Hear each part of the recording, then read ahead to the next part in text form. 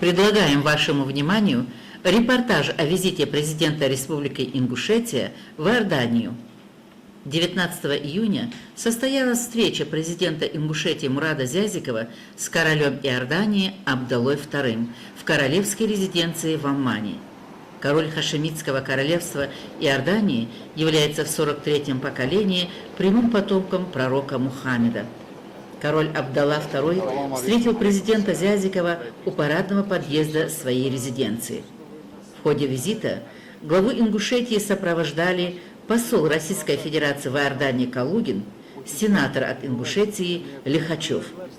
Встреча президента Республики Ингушетия и короля Иордании проходила в дружеской атмосфере. Она представляла взаимный интерес, так как здесь решались взаимовыгодные практические вопросы. Король Иордании проявил готовность сделать со своей стороны все необходимое для укрепления отношений между двумя странами, которые отвечали бы их общим интересам. Встреча проходила в теплой атмосфере и вместе с тем имела совершенно определенный прагматичный характер. Был достигнут целый ряд договоренностей о сотрудничестве в сфере образования, здравоохранения, культуры, малого и среднего бизнеса. Никогда между Иорданией и Россией не было таких крепких дружеских отношений, как сегодня заявил во время встречи с главой республики в Аммане иорданский король. Необходимо отметить, что Ингушетия – первый субъект Российской Федерации, так масштабно представленный в Иордании. Я надеюсь тесно работать с вами во имя укрепления, еще большего укрепления взаимоотношений между нашими странами. У нас очень много общего в культуре, что соединяет наши народы.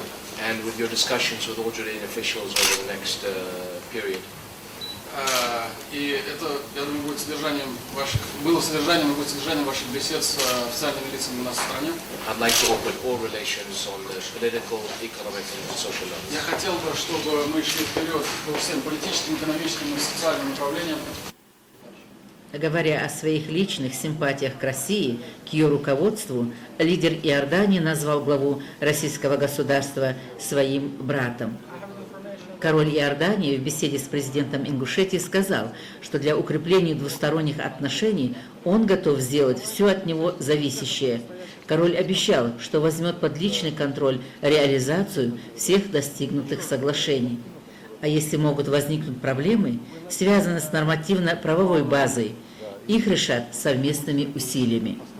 Чтобы отношения между Ингушетией и Иорданией стали крепкими, взаимовыгодными, король обещал в ближайшие месяцы в рамках своего визита в Россию посетить Ингушетию. К этому времени иорданский лидер предложил проработать вопрос о возможности следования самолетов авиарейса Москва-Амман через Ингушетию с посадкой в аэропорту Магас. Король Иордании сказал: «Передайте президенту Путину самые добрые пожелания и успехов на предстоящем саммите в Петербурге». Пожелайте ему всяческих успехов на предстоящей встрече «восьмерки».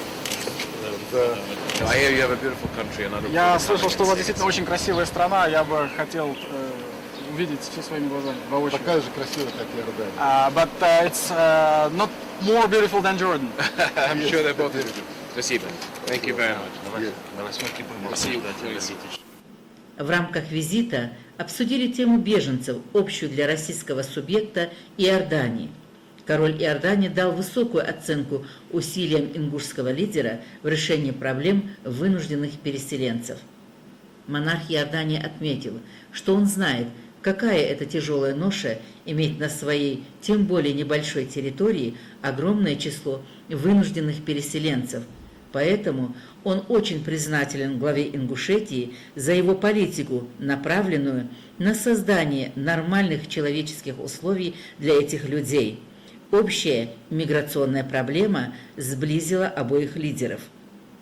Король Иордании заверил президента Зязикова, что будет внимательно следить за тем, что происходит в России и, в частности, в Ингушетии. На встрече было отмечено, что иорданское руководство высказывается за углубление политического диалога с Россией в интересах продвижения ближневосточного мирного процесса. Президент Ингушетии заявил на встрече с королем Иордании, что он ценит усилия Иордании в истинном представлении миру ислама, ссылаясь на сообщение Оманского послания, в котором говорится об основах и ценностях ислама, как религии, толерантности, здравого смысла, миролюбия. Глава республики также высоко оценил политику иорданского короля по укреплению мира и стабильности на Ближнем и Среднем Востоке. Визит в Иорданию не просто политический исторический факт, но и кропотливая работа по налаживанию теплых дружеских отношений между народами наших стран, на которую нас нацеливает президент России Владимир Путин, сказал Зязиков на встрече с королем Иордании. Это была поистине историческая встреча, рассказал журналистам глава Ингушетии сразу после окончания встречи с королем Иордании Абдаллой II. Впервые регионального лидера принимал глава зарубежного государства. Иордания, благодаря своему расположению в самом центре Ближнего Востока, стала частью многовековой всемирной истории. Иордания – древняя страна и в то же время современное королевство.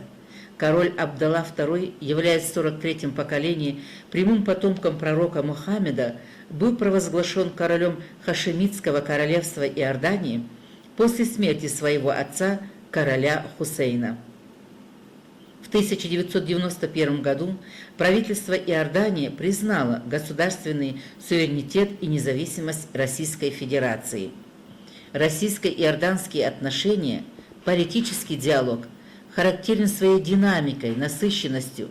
Это обусловлено близостью подходов России и Иордании по ближневосточной иракской проблеме, настроем руководства двух стран на укрепление взаимодействия в региональных делах и дальнейшее развитие двусторонних отношений. Регулярный характер носят встречи на высшем уровне. В сентябре 2000 года на саммите тысячелетия в Нью-Йорке президент Владимир Путин имел беседу с королем Абдаллой II.